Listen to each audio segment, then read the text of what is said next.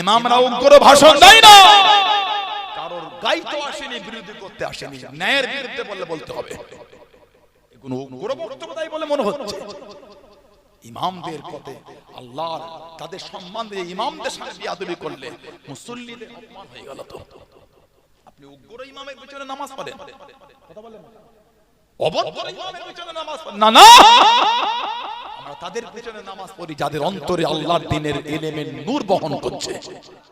মানুষকে দেখে বোঝে এটা আল্লাহ, মজাক এগুলো দেখছেন না? সবার মুখে কথা, ওটা এই ওটা ওই, বড় বড় লোক যাদের বলার নাই তারাও বলছে। মানে কি? লেজে পা পড়ে গেছে। যাদের মুখ থেকে কোন বলার নাই তারা ওটার বিরোধী করছে, মানে লেজে পা পড়ে গেছে। আল্লাহ কোরআন শেষ হয়ে যাবে, অন্য কিছু শেষ হবে না। মজাক এগুলো, মজাক এগুলো মানুষকে দেখে বোঝে এটা আল্লাহ, মজাক এগুলো। আল্লাহ হাওলা ওয়ালা কুওয়াতা ইল্লা বিল্লাহ। আমি কারো বিরোধী করতে আসি, আমাকে জীবনে দেখেছে রাজনীতি বক্তব্য আমি পছন্দ করি না, কিন্তু শরীয়ত যেখানে লঙ্ঘন হচ্ছে ওখানে বলাটা আমাদের জন্য ফরজ। জোশে পরে হুঁশ হারাতে হয় না, কিছু হলে হই হই করে ছুটতে হয় না, একটু দেখতে হয় কি হচ্ছে এগুলো। কথা বুঝলে? এগুলো আলেমদের কাঁধে দায়িত্ব, এগুলো বলতে হবে। এগুলো আলেমদের কাঁধে দায়িত্ব বলতে হবে। দুনিয়া যদি 20টা লোক চটে যায়, চটতে দেয়, আল্লাহ আল্লাহ রাসূল না নারাজ হয়ে যায়। আজও আমাদের দিনের মধ্যে লুকিয়ে আছে মুনাফিক। আমাদের ছেলেগুলো আবেগ হুড় করে গাড়ি ভাড়া করে ছুটছে। কোথা ছুটছে বলবো না, আপনারা বুঝে নেন। দেখেছো ভিডিওতে কি হয়েছে? দেখেছো? কথা বলতে না, অত এ হতে হয় না। দাঁড়ান, কিছু একটা হচ্ছে, হোক না, আলহামদুলিল্লাহ, যাবো, কি আছে, কিছু হচ্ছে হোক, যাবো। অত আবেগের কি আছে? সবসময় তো আবেগ হতে হয় না, বুঝতে হয়। ইসলামের সবথেকে বেশি ক্ষতি করে মুনাফিক, আজও করে যাচ্ছে। দেখছেন না? সবার মুখে কথা, ওটা এই ওটা ওই, বড় বড় লোক যাদের বলার নাই তারাও বলছে। মানে কি? লেজে পা পড়ে গেছে। যাদের মুখ থেকে কোন বলার নাই তারা ওটার বিরোধী করছে, মানে লেজে পা পড়ে গেছে।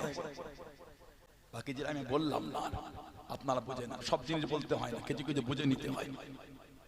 কঠিন অবস্থা, যার তার পিছনে হই হই করে ছুটতে হয় না। কতজন আছে জানেন?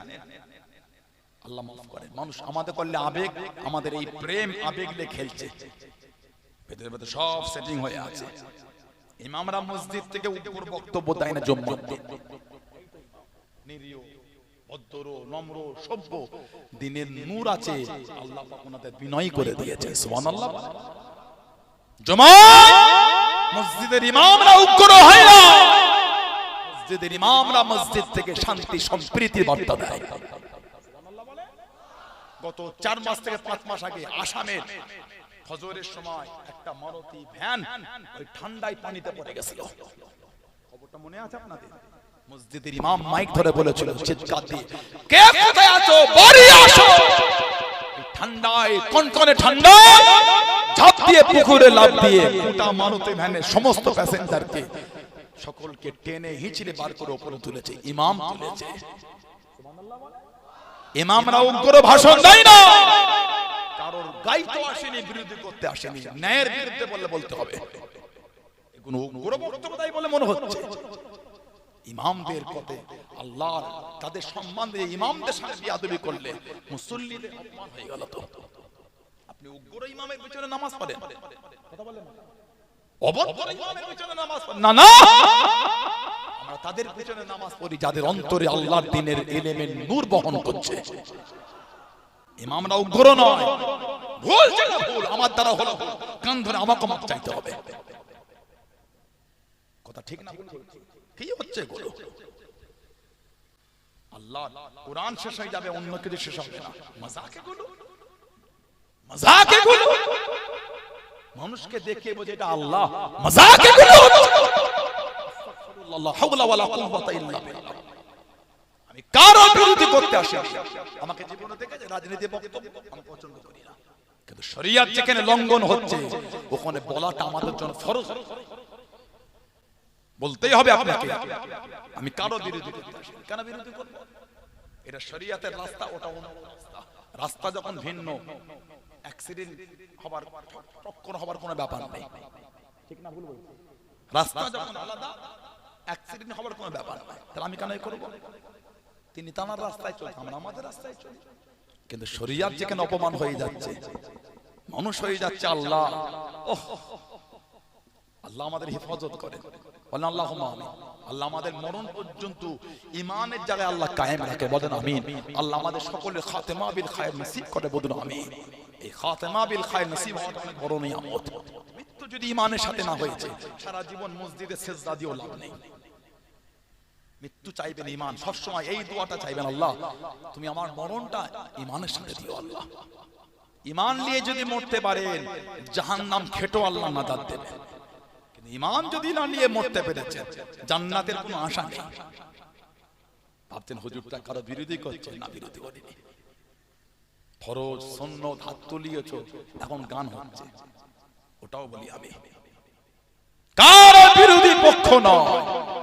আর ইমামদের সম্মান করলে আমরা অপমান হয়ে যাব তো। আচ্ছা, ইমামদের অসম্মান করলে আমরা অপমান, ইমামদের সম্মান দিলে এলাকার সমাজের লোকেদের সম্মান দেওয়া হবে। ইমামরা হলেন আমাদের সম্মানীয় ব্যক্তি, সমাজের কোটিপতি লোকটা ইমামের পিছনে গিয়ে আল্লাহু আকবার, ঠিক না ভুল বলে? তাহলে আমার ভাইয়েরা বাপজানেরা, জোশে করে হুঁশ হারাতে হয় না, কিছু হলে হই হই করে ছুটতে হয় না, একটু দেখতে হয় কি হচ্ছে গুলো, কথা বুঝলে? এগুলো আলেমদের কাঁধে দায়িত্ব, এগুলো বলতে হবে, এগুলো আলেমদের কাঁধে দায়িত্ব বলতে হবে। দুনিয়া যদি 20টা লোক চটে যায়, চটতে দেয়, আল্লাহ আল্লাহ রাসূল না নারাজ হয়ে যায়। দুনিয়ার 50 জন চটে গেছে, কথা বলে না, ছেড়ে দেয়, ফিরেও দেখবেন কি করবো না বললে, আল্লাহ তুমি নারাজ হয়ে যেও নি, আল্লাহ ইয়া রাসূলুল্লাহ আপনি নারাজ হয়ে যান না, ইয়া রাসূলুল্লাহ। আল্লাহ আল্লাহ রাসূল যদি আমাদের উপর খুশি থাকে, গোটা পৃথিবী নারাজ হলে কিছু করতে পারবে না, ঠিক না ভুল বলেছি? সব সময় মাথায় রাখবেন আমার ভাইয়েরা বাপজানেরা। হযরতে হুজুরে সাহাবী শেরে খুদা আলী, ওনাকে শহীদ করেছে একজন মুনাফিক আব্দুর রহমান বিন মুলজিম, তলোয়ার ঘাত কেটে বিষ ঢুকিয়েছে। আহা, ওই তলোয়ারটা নিয়েছে, এই দিয়ে মারবো, যদি এতে শহীদ না হয়, যেখানে মারবো কেটে ওই বিষটা লেগে যাবে। বিষটা তো কঠিন ছিল, হুজুরের গোশত খসে খসে পড়ে যাচ্ছিল।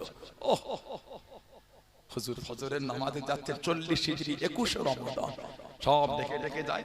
ওই মুনাফিকটা মসজিদে বাইরে শুয়েছিল, ডেকে দিয়ে চলে গেল। হুজুর ইমামের জায়গায় দাঁড়ালেন, সব নামাজ চলছে, পিছন থেকে মুনাফিকটা তলোয়ার এই চাদর সরিয়ে বার করে আমাদের শেরে খোদাই মাওলা আলী হুজুরকে মেরে দিল। হুজুর মেহরাবে পড়ে গেলেন, ওনার দাড়িটাও রক্তে ভিজে গেছিল।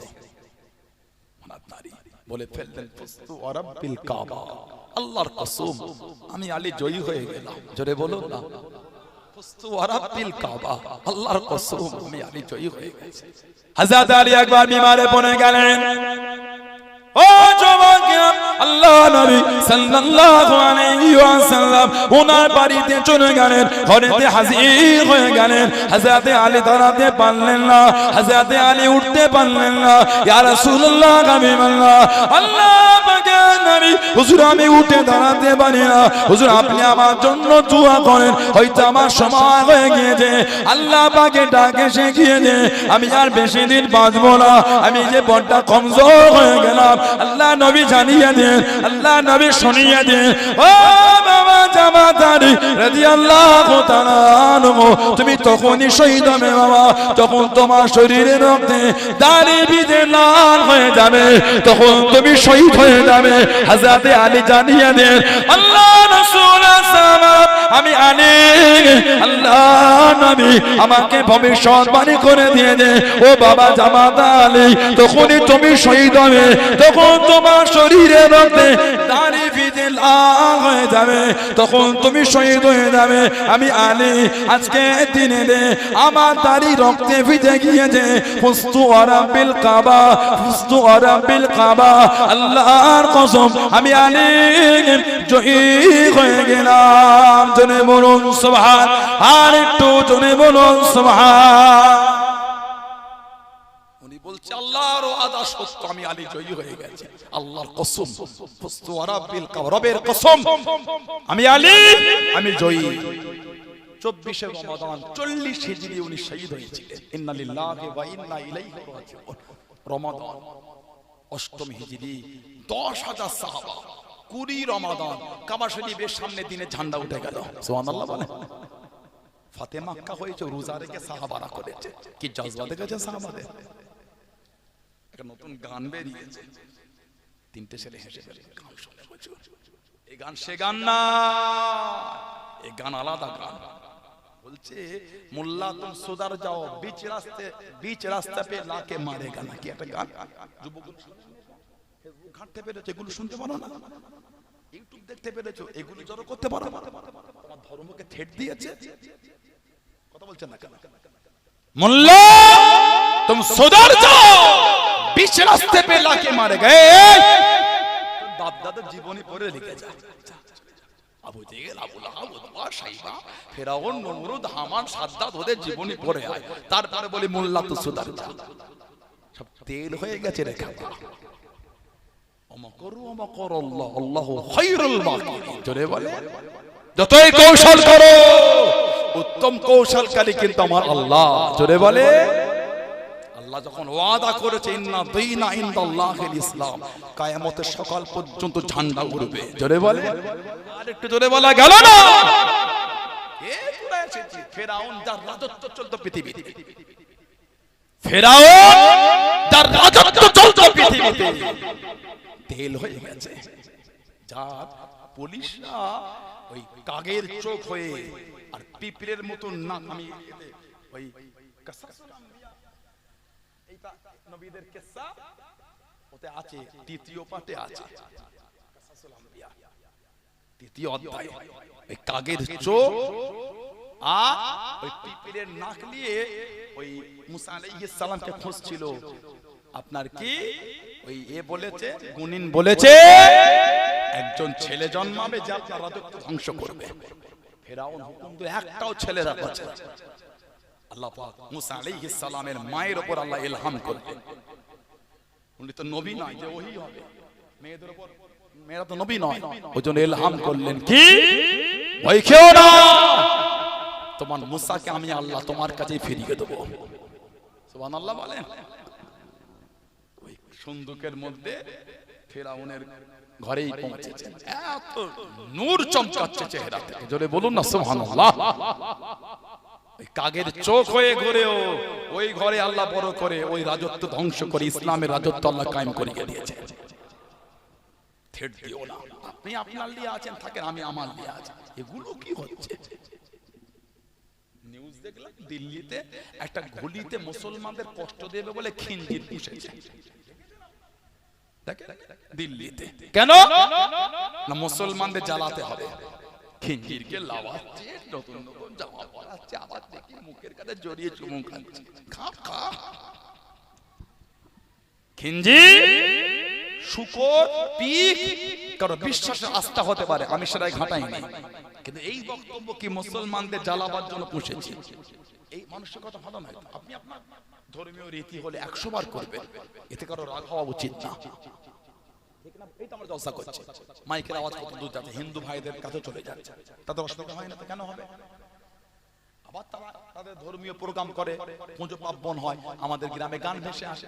কোনদিন তো আপনি বলেন এই বন্ধ কর না, তারা তো আজকে বলেন না জলসা বন্ধ করতে, ঠিক না ভুল বলছি? আমরা আমাদের কিছু হলেও করব, তারা তাদের করবে, যে তার ধর্ম তার কাছে চলবে। থেট দিয়া দিয়ে কি আছে? থেট দিচ্ছ, এটা করো না, এটা করো না। থেট দিচ্ছেন কেন? খিঞ্জির পুষেছে মুসলমানদের উপর জুলুম করবে বলে, কষ্ট পুষেছেন আপনি, পুষেছেন। সেদিন বুঝবে খিঞ্জির ইসলামে কেন হারাম হয়েছে। রোগ ছড়ায়, রোগ। আমার ইসলাম যে হুকুমগুলো দিয়েছে আপনি জানেন, মেডিকেল ডিপার্টমেন্ট বলছে পুরুষদের আমরা যে খাতনা করি সুন্নাত, এখন বিভিন্ন ধর্মের লোকেরা খাতনা নিয়মে মানে মেডিকেল ডিপার্টমেন্টের সাহায্য করছে। ওই চামড়া, আমি আপনাদের হাসাতে আসিনি, মজাক না এটা। মেডিকেল ডিপার্টমেন্ট বলছে ওই চামড়াটা ক্যান্সারের কারণ হচ্ছে।